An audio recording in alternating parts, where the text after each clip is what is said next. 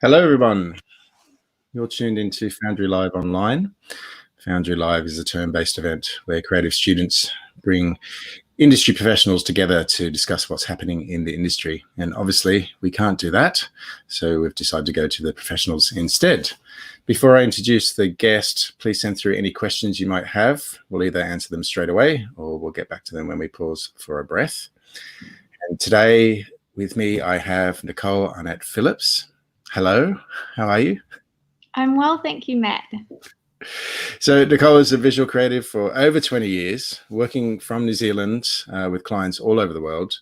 She works across two main areas. So Nicole AP, which is design, consulting, publishing, layout, printmaking, etc., etc., etc. And then also I knew I was going to get this mixed up, Typograph Her, in which is much more exploratory, focused on type and self-generated adventures. So Nicole, it's really hard to kind of sum you up because you do a lot of stuff. Did I get it nearly right? Yeah, you did a very, very good job. There's two parts to my practice: the client-focused design, responding to a brief, and then my satisfying my curiosity and learning and desire to experiment and play underneath Typograph Her. So when I last saw you speak, it was at Design Conference in Brisbane, and strangely enough, we just got a comment from Matt. Hi, Matt. Hi, Matt. So you talked a lot about I guess working to burn out at that stage, and then from that, how important it was that you, I guess, learned to really structure your week in order to make sure you gave yourself enough kind of self-time, but also that time for learning. Is that still a major part of how you kind of... Sorry about them. We knew that was going to happen. It was a worry. Sorry about that. So my week is still very, very much structured like that. Although, given how strange 2020 has been, I don't have the balance as sort of solid as I would like to have that balance.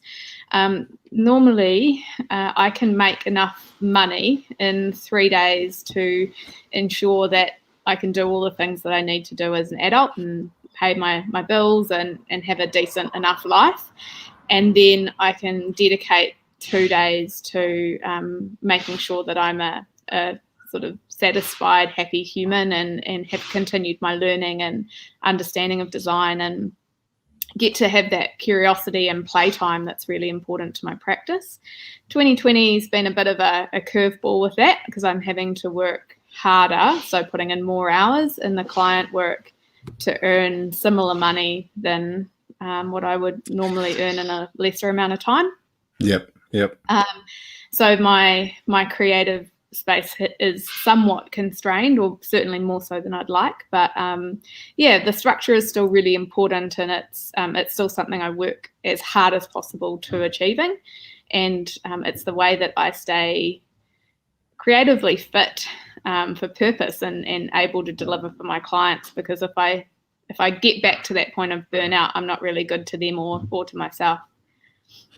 Is there a way that you kind of check in with yourself? Like, I mean, is that 3 days like variable? As you said, it is variable in 2020, but I guess also the other way is that, is it occasionally you look at it and go, I need more than 2 days. I need 3 days for myself this week, or 4 days. Yeah, I do that in a broader sense, but not so much because I'm checking in with myself, but partly because I have busy and quiet times with my consulting throughout the year. So there are times in the lead up to the end of financial year, or if I know that I've got a big project that I'm going to have to put in some extra few hours, and so then I offset that and buy myself a little bit more creative time to sort of be kind and gentle to myself after pushing through that busy time. But it's not so much a on the fly thing. It's sort of I do it for myself as a reward occasionally. Yeah, that's brilliant. So let's talk about New Zealand, because I guess when you moved to New Zealand, was it 2017? Yeah, we started the move in 2017. We sort of started splitting our time between Australia and New Zealand, and we've been full-time in New Zealand since 2018. And so what has it been like I mean, I guess we don't hear enough about what's happening in New Zealand, especially in the creative kind of industries. How have you found it? Amazing. I'd agree. So I'd been in Australia for 14 years before coming home to NZ, and spent some time working in the UK and the US, and doing different bits and pieces. And so I sort of felt like I was coming back really cold. I didn't really know a whole lot about what had been happening back here. While I was in Australia, I started doing a little bit of work with Design Assembly and learning about the creative scene sort of remotely that way. But yeah, it's really surprised me how collegial the New Zealand scene is, and also how much great work, like sounding biased, but genuinely, I think that there's a lot of really, really fantastic work coming out of, not that many studios. We don't have a huge industry, but we're really productive and sort of, I think, sort of heavy hitting on a global stage in terms of what is coming out of New Zealand. I think it's pretty impressive. Yeah, I mean, design assembly is a really good thing to point out, because that's kind of one of the only ways I can sort of find out what exactly is happening over there. Is it true? Sorry. Oh no, I was going to say it's design assembly is good because it is really building an archaeology of our practice over here, and doing that locally, but also in terms of making it accessible for people that are overseas, for them to be able to see what is being produced. Is it true that you took a whole bunch of I think you used to call them your elderly gentlemen or your lovely gentlemen, or that's your print machines? Yeah. Look, I'll take you on a little, hopefully you won't get too motion sick walking around the studio, but I've got a bunch of them here with me. Oh, wow. So I owned 9 when I was in Australia, and I bought 5 of my presses from Australia with me. Wow. Lovely, beautiful beasts that they are. And I have 3 still in Australia, and they're with other printmakers that are taking care of them, because the best sort of way to preserve old machines is through use. Yep. And then I've acquired 2 more big presses since coming home to New Zealand as well. So my presses range from 1867 through to my most modern one is from 1960. Wow. And yeah, they're lovely, inky old beasts. Do you have a favourite? Oh, maybe I should ask you when you're not around them, so then they don't get jealous. No, look, I have 3 of all of my presses. I have 3 that I use the most, and they're all 3, like, they're different kinds of presses. So, like, I have a favorite platen, and I have a favorite proof press, and I have a favorite hand press. So I do, but I'd struggle to pick a favorite between those 3 different kinds, because they all do different things. Yeah. So what does your normal day look like when is it kind of like designing up stuff and then getting it onto the press as soon as possible, or? Yeah, no, nothing as soon as possible when it comes to printing. I think one of the things that I relish about working analog, particularly on those old machines, is the ability to just to work slow and to work at a really different pace than what I do with my client work, which seems so frenetic, and time and deadlines are really important. So when I'm printing and when I'm doing self-initiated work, I work really slow, and I take my time. So I also don't live near my studio. I live about 20-25 minutes up the coast on a narrow, winding, beautiful coast road. But so on a printmaking day, I'll spend some time at the beach. I'll drive into town and I just work at it and move at a completely different pace. So I normally will start with hand composition, drawing, sketching. I use pastels a lot to sort of mock up what I want to achieve on the press, and then then start working that way. And it's a really, really different making process and pace to when I'm doing client work. I wanted to ask you about your self-initiated projects a lot, because it's something that I've always known that you do so well. One of the ones that I really love at the moment is the In Conversation With. So that's for those who haven't seen it, it's an interview series where you talk to other typographers and discuss really specific details about their work. And I love the fact that you get so kind of down into the detail. And showing kind of like, their kind of rough sketches and all that sort of stuff. How did these come about? So I started interviewing people about typography with a much broader net, and I think it started being about furthering my learning. So getting to talk to people I admire about their process and what they were creating, and I had quite a broad and general interest. But the longer that I've been doing it, I actually found the interviews to start becoming a little bit of a chore. And so I really wanted to narrow and hone it down into particular projects that I was really, really excited about, or had seen something in that really, really, I thought that there was a learning opportunity or a conversation there that needed to be had, and that made it less, that made me make time to have those conversations, because I was so inspired by the work that I was trying to learn more about and talk to them about. And it's really sort of re-energized me to have those conversations, to just have a really deep dive into something really special, as opposed to just profiling a whole lot of people and casting a wide net. It gives an amazing kind of insight into kind of their process, but also like the little tips and tricks that they do as well. So definitely recommend it to anyone. Another thing I wanted to ask about the T-shirts you've been doing lately, which I've been really enjoying, particularly if you're going to have a dick in charge, there's going to be cock-ups. Yeah, it's funny. The T-shirts, I've done a few of them now, and I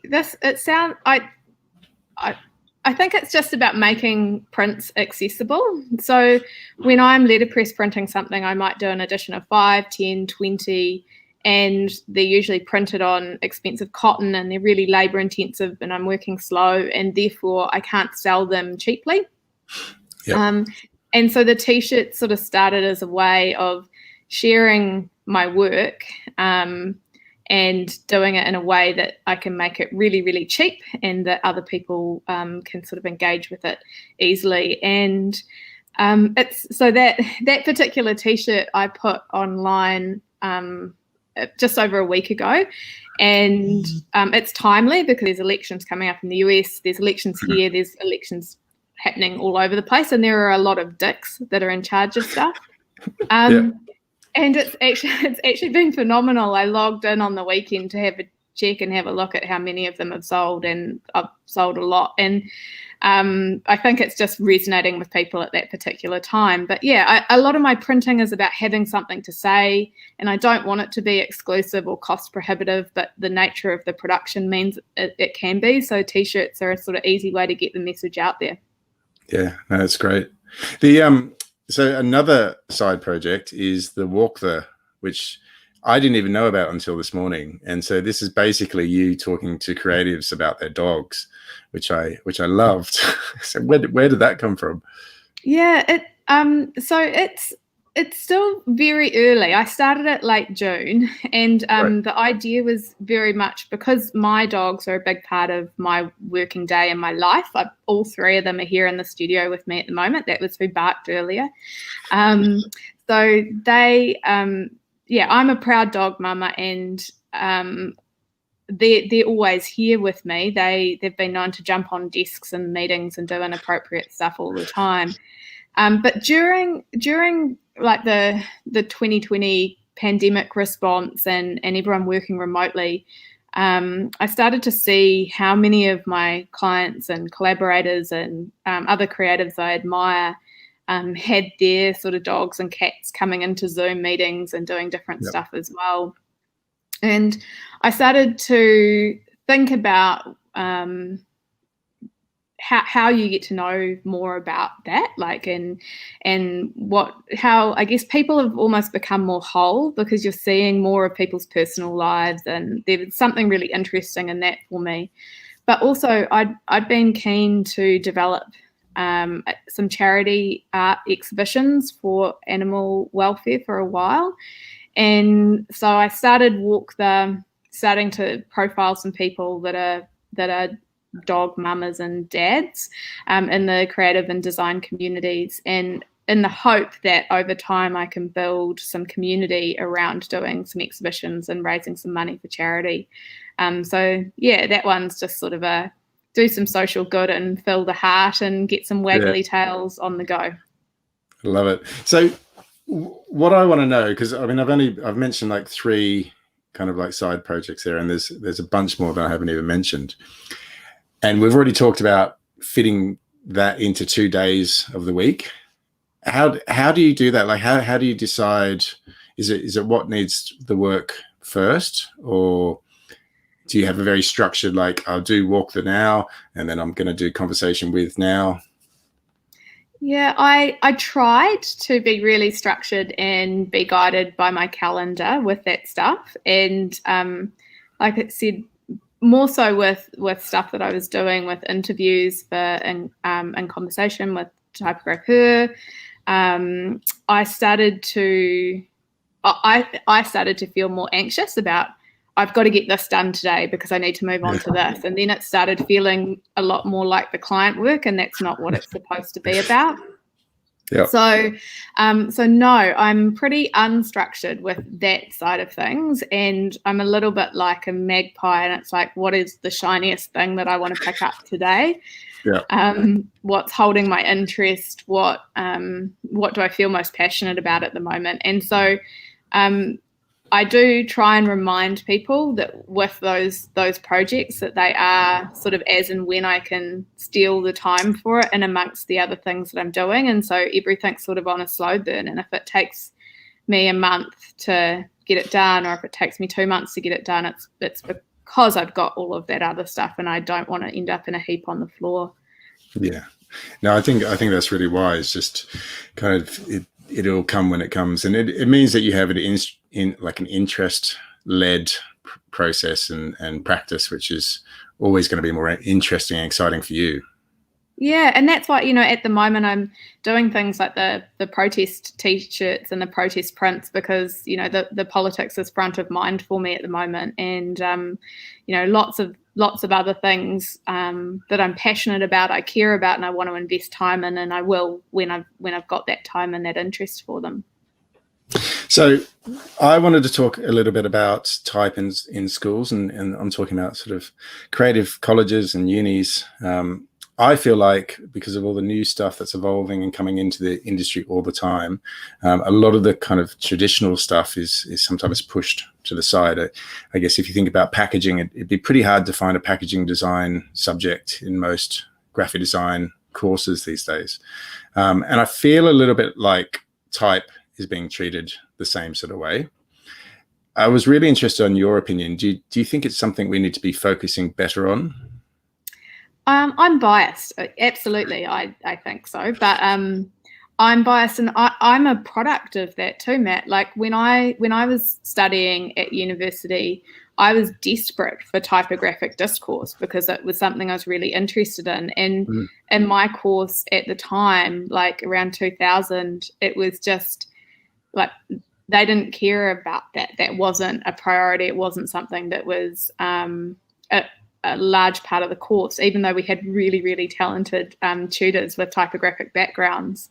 So I think that, the priorities of what happens in design education is always changing, and it always responds to how, what the skills that people are needing to get hired and get work. And I think there's always going to be flux with that. But to me, typography is such a fundamental part of a designer's toolkit, that no matter what your discipline, you're visually communicating, and you're going to be using language and words in that. So I believe it's kind of one of those really, really important building blocks that we should definitely have in any curricula. And I also think that too often with typography, we are looking at right now and what's happening right now, and trends with type and new typefaces that are out, and things that are digital. Whereas with typography, to really get a grasp on it, you need to sort of be looking way back, and looking at historical models, and learning to do that at school is really important, so that when you're out in industry, you actually know how to do that, and that you shouldn't be just looking at what's on trend on Pinterest, but picking up old Penrose annuals and looking at examples of old type specimens and old advertising from whenever, and looking at the typographic detail then, because it builds your vernacular and your understanding of design and design history. Have you got any great, I guess, tips or places that maybe a student who has the type bug like you did, where they could go now, apart from or your amazing sites? Oh, look, I think I would steer them as heavily off the internet and people's websites as possible. Oh, really? Right. Yeah, I really think that, and it is getting harder, because a lot of schools are short on space in their libraries and things, and we don't have as many great examples of design books out there. But if you've got a type bug, look to the Bauhaus, look to futurists, look to get hold of some old printed specimens, some old books, and see how they handled drop caps or emphasis, or how even things like orientation and margins and design from the 1920s seems to be really, really influencing design right now. So I would say, look at the printed specimens of yesterday as much as possible. And whether that means going to your secondhand bookstore or libraries, or wherever you can get your hands on old printed examples, I think that's where the magic is, for sure. Yeah. That's great advice. So we've reached our time already. So I've got 5 quick questions to kind of finish off. Cool. Favorite dog, and I'm not meaning your breed of dog. This is a really tricky one. So I have a thing for Jack Russell crosses. So Jack Russell purebreds are great, but I've had a Jack Russell crossed Westie before, and he was an amazing dog. And 2 of my 3 are Jack Russell cross Schnauzer, and they're loyal, they're energetic, they're very loving, but the downside is that they're not that smart. Okay, what's the first thing that you do in the morning? Cup of tea, green tea. Yep. Green tea. What's your go-to typeface? Ooh, such a hard one. My go-to typeface at the moment is, I always keep coming back to Baskerville. There's something about its forms, it's reliable. I like how radical it was for its day. It's not new, it's not on trend, but it's a lovely reading typeface, and it's an old favorite of mine. Have you got a particular cup that you prefer? Oh, so hard. Well, I've got some in metal, so Wow. So that's, in terms of favorite version of Baskerville, I've got to say the actual physical font that I can hold in my hand. It's brilliant. A lot of people listening to this or watching this will be still working from home. So have you got a tip for working from home? Yeah. So I worked from home for a lot of years, and I guess my main thing is to structure your day so you still have a proper lunch time. I think it's totally okay for you to still be in your pajamas or your underwear or however you're working. I fully endorse that. But I find sometimes it's really easy to let the day get away from you when you're just at your computer. So if that means you go and sit outside on your balcony or whatever and have a proper lunchtime and look at fresh air instead of at pixels, I think that's super important. That's brilliant. And our last question comes from a watcher. So Maddie Haynes has the question, what's the best piece of advice that was given to you? It's a hard question. It is a really hard question, but I think I know this one. So my granddad, Norman, he was a shipwright and so a very practical man. He built ships as you do, and he told me when I was very, very little that an experiment is something that you do to learn something, and also that innovation is sort of a byproduct of your curiosity and your desire to experiment. And so for a very straightforward and practical man, he was really encouraging me from an early age to sort of test and push boundaries, and sort of said that's how you discover stuff. That's how you find new territory and what you're doing, and so that's always sort of been with me, as ringing in my ear there. Yeah, it's a wonderful piece of advice. Well, that brings us to time. So thank you so much for spending 20 or more than 20 minutes with us. And my absolute pleasure. Thanks for having me. Thank you.